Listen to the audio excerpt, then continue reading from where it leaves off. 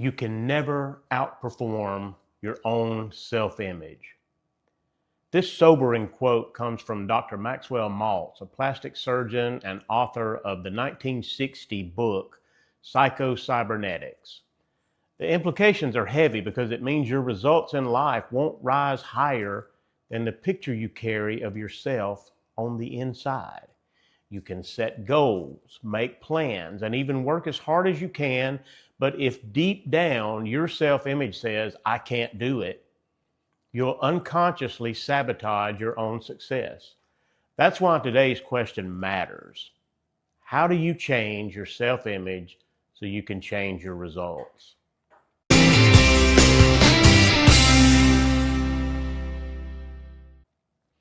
Hi, I'm Michael Hales with M Squared Leadership Consulting.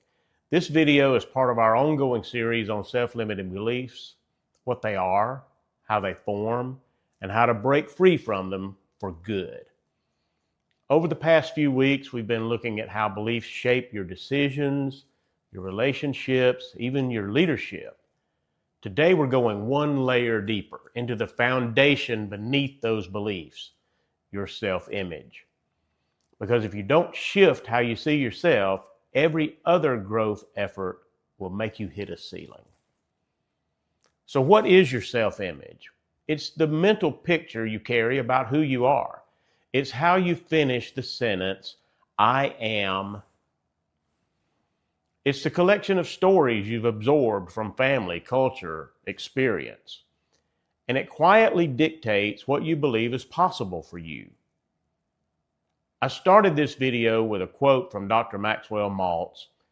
In Psycho-Cybernetics, he describes self-image as the control center for human performance.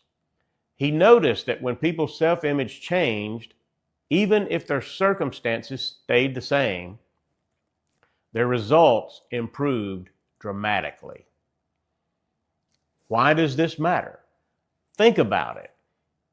If your self-image says, "I'm a procrastinator," you'll keep putting things off.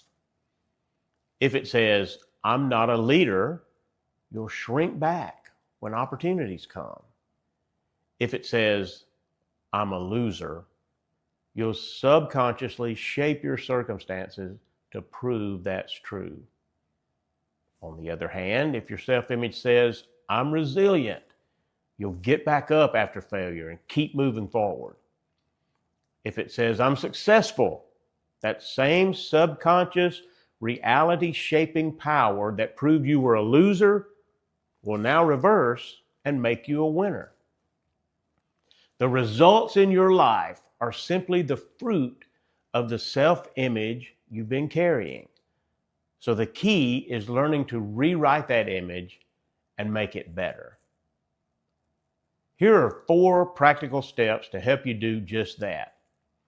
Step number 1, spot the old picture.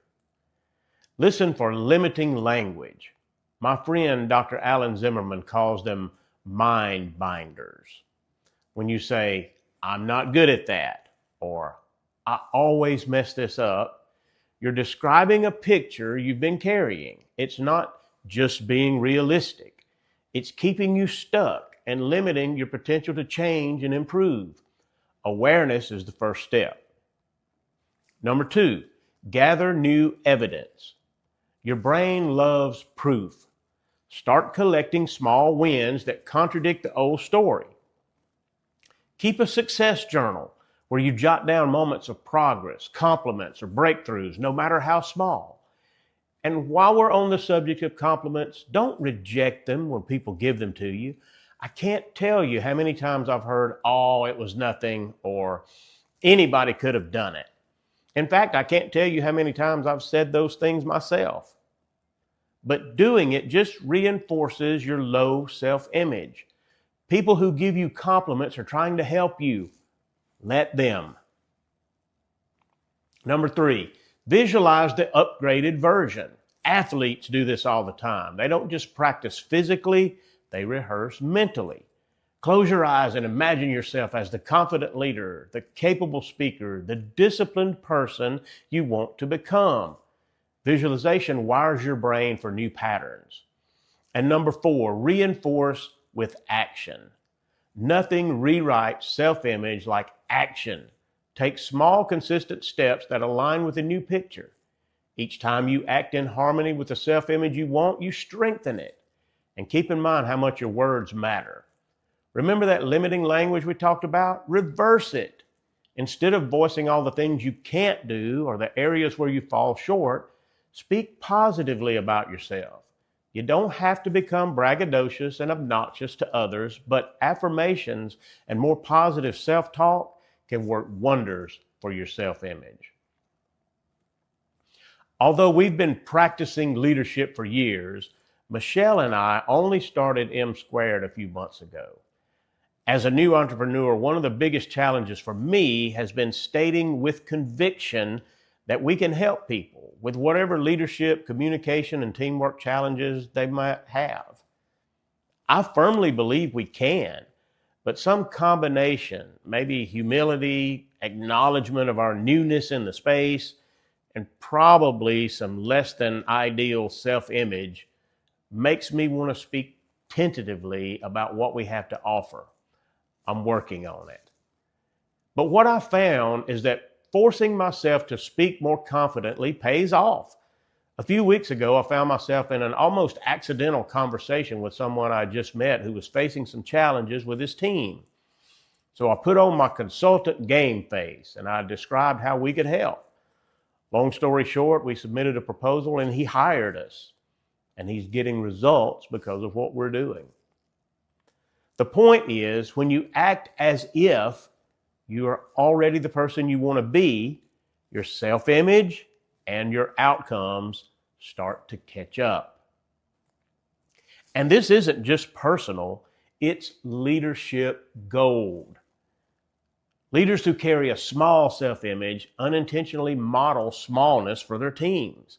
If you don't believe in your ability, your team won't either. If you see yourself as inadequate, you'll overcompensate with perfectionism, or you'll underdeliver by playing small. But when you see yourself accurately, strengths and weaknesses, you give your team permission to do the same. A healthy self-image doesn't mean arrogance. It means owning your strengths with humility and your growth areas with honesty. So, here's your challenge for this week. Write down one area of your life where your results aren't what you want them to be. Ask, what picture of myself have I been carrying in this area? Then rewrite the script. Ask, what do I need to believe about myself to get the results that I want? Then take one action this week that lines up with that new belief. If you're mindful about nurturing your new belief, acting it out with intent, and reinforcing it with your self-talk, you'll find that it starts to come more and more naturally as you move forward. Your self-image is not set in stone. It's a story, and stories can be rewritten. Change the way you see yourself, and you'll change the way you show up. Change the way you show up, and you'll change your results.